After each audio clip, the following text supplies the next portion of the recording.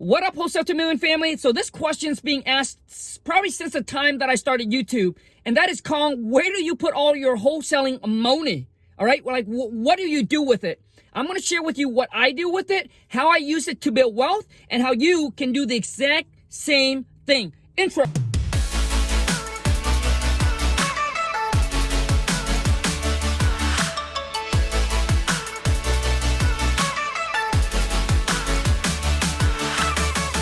So I keep my investing very, very simple. I take what I make from wholesaling, which I call the cash cow, right? Your business is the one that's producing and pumping out cash every single month. Large amount of cash, okay? I take that money, man, and then boom, I dump it into rental property for cash flow, for passive income. That's pretty much all I do, right? I don't do stocks. I don't do trading, like none of that. It's just going from my wholesaling and boom, into my rental property. And I'm going to share with you how I buy my rentals to make sure that it's still cash flow, and how I use the BRRRR method to actually become wealthy. Right now, I make about $10,000 per month in passive income. So that's after, all the mortgages pay, property managers pay, all the taxes, like all of that. After everything is paid, 10K per month passive income on my rentals. And I use the BRRRR method, man. For those of you who don't know what that is, like, you cannot get wealthy if you don't know this, which means you got to buy it.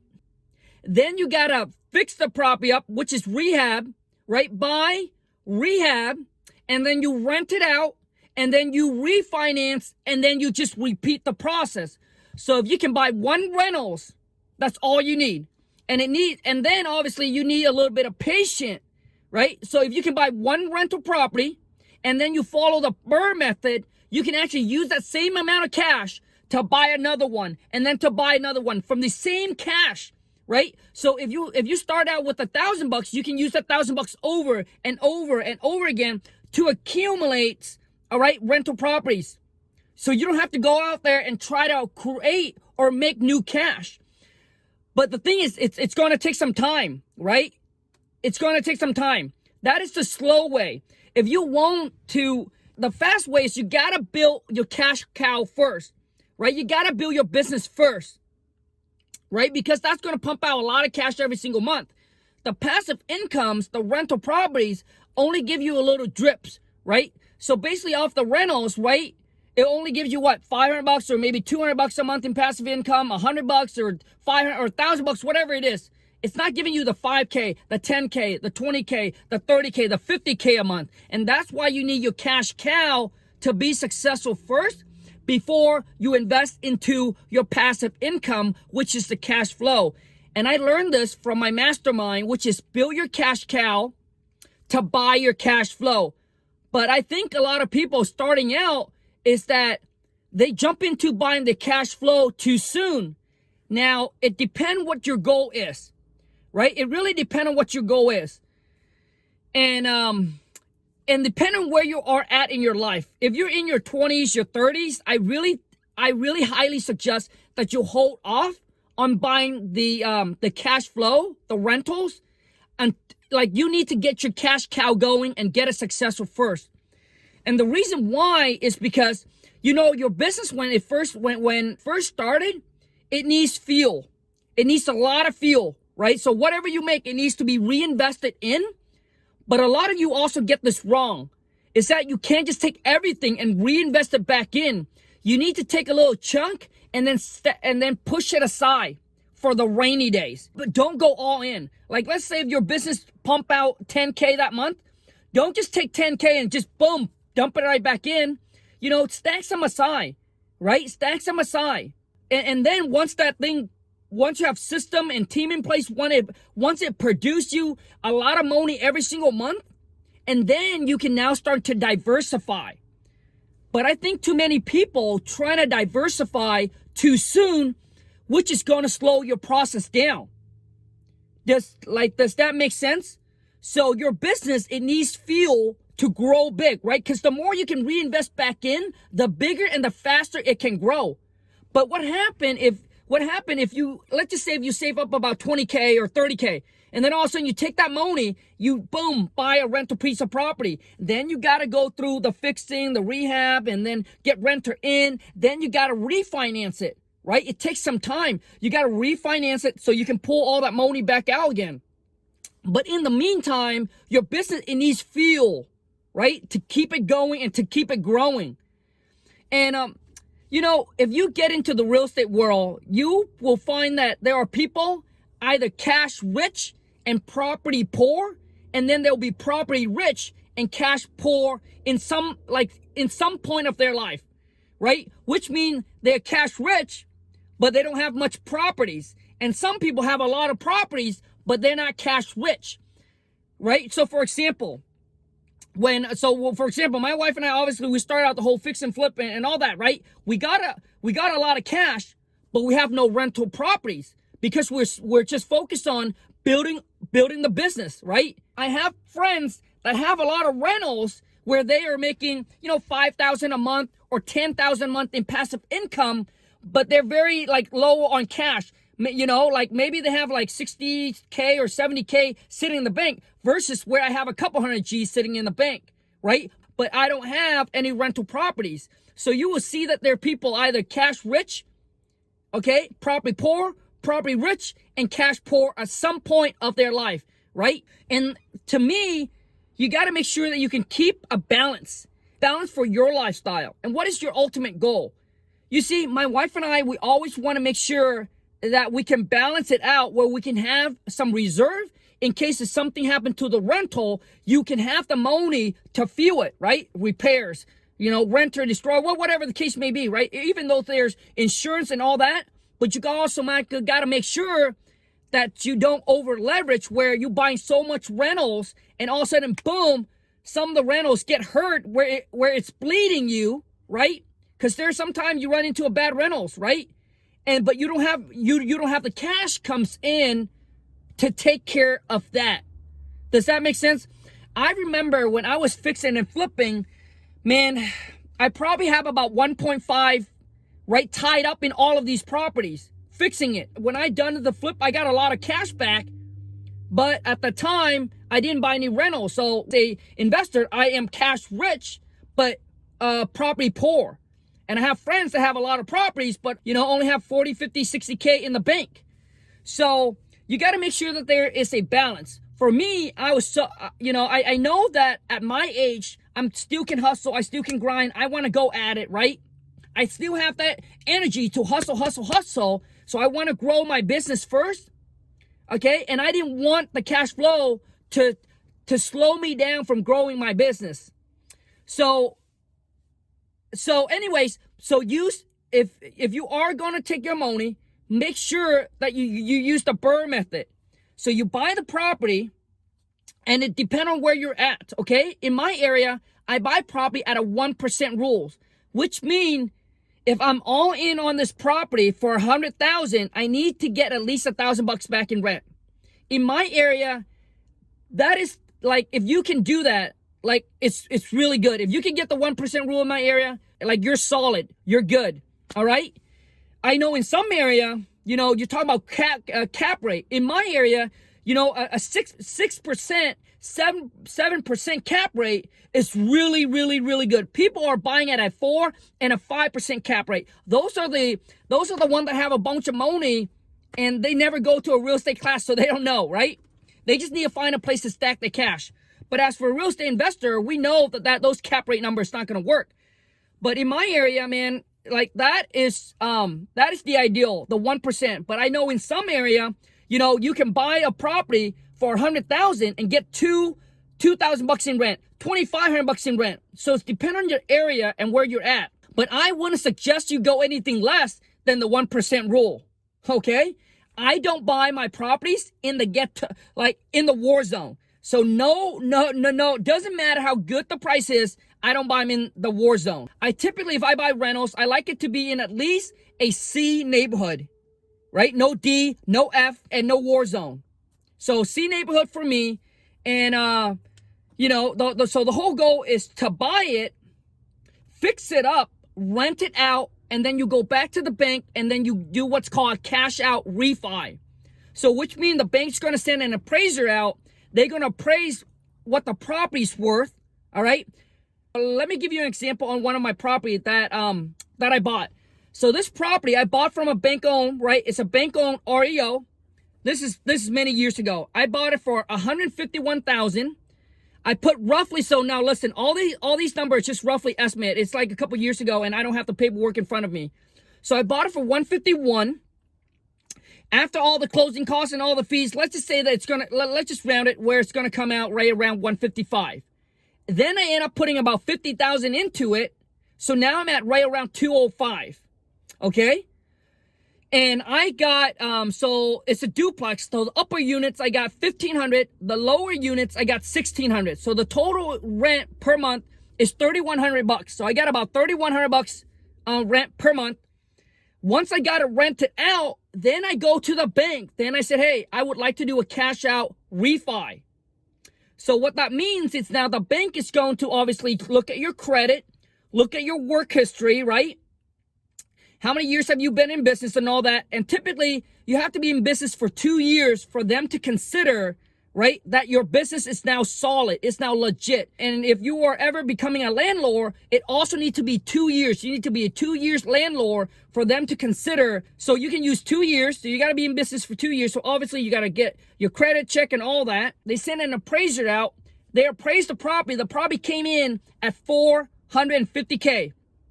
And on a rental property, the bank will loan you 75% on whatever the appraised value is. So the bank could have loaned me, right? So I could have got a loan on that property for $337K. Let's just say 335. I could have got it for $335K. So I could have put a new loan on that property for $335,000, and then a $205 gets paid off. But I didn't need the cash.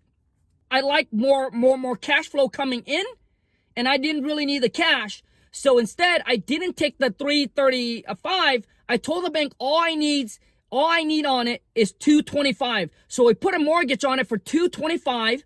So the old loan of $205 is paid off, right? It gets paid off. So the new loan on the property is $205 with I think mine was like a 4.2% interest rate. Like you can't go borrow, dude. You can't go borrow any money for that kind of interest rate from anyone. Even private. Private typically will cost you 8%, right? On interest. Hard money, 12%, 10 to 12%. So, you know, you can't borrow those kind of money, man, right? Beside the bank. So anyways, I put a $225 on that. I think my insurance, my mortgage, after everything, property manager, let's just say everything, it's going to come around, right around, let's just say $1,500. Okay, $1,500. So I still cash flow, what, $1,000 and $1,500 a month? I still cash flow about $1,500 a month. I don't know if that's correct or not. But that is the ultimate goal. And now the renter is paying off the debt of $225. And I'm still getting cash flow every single month. So that's 12 G's a month without doing anything. And I don't manage my own properties. I don't. I have property manager. I have rentals that I probably haven't seen in 3 or 4 years. I really haven't seen them, right? Checks come home, man, every single month. And I think as for a real estate investor, that is the ultimate goal. To get to the point where we can buy, you know, rental property for passive income for that cash flow. That is the ultimate goal, the ultimate game to the whole real estate investing. Wholesaling, you still got to hustle, you still got to grind, you still got to run your business, right? For it to generate cash. But once you buy rentals, it's just that money, man. It just keeps on working for you. So I did the refi. Now I take back my money, right? So whatever I had into it, I get to take it back, and guess what? Boom, I got to go and do it again. Take that money, right? Because now the bank put a loan on it for $225. Now you get your money back, whatever you had into it as a down payment or whatever it is. You get your money back. Guess what you do? You go into another piece of property. You do the exact same thing. And here's what I heard from people. Don't spend your principal, but only spend your interest. Let me say that again. Don't spend your principal, but only spend your interest. Okay? So basically, you know, on the cash flow, you know, I can go and just boom, 10,000 bucks, blow it, go whatever, do whatever, right? Obviously, we know that we don't do that with our money, right? Right? We use it wisely, we use it smartly, but I'm just saying. And then next month, it comes in every single month. It comes back in again, and it comes back in again. And I know some of you will be like, well, Kong, you know, so now instead of owing this much, now you owe that much. Because on some of my properties, I bought it for like 100 something, and then now I have a loan of 2 something on it. So some of you guys will be like, well, Kong, now you owe more. Like, you know, now you're in bigger debts. Dude, those are good debts. You know, the Lamborghini, the Ferrari, your casa, your house, those are bad debts because they're not producing you the cash flow every single month. It's not paying you. You're paying it. And the thing is, dude, like your rentals, your renter pays off the debt for you. Why do you worry? Well, you know what, Con? Well, what if the renter move out and you can't rent the property? What do you mean?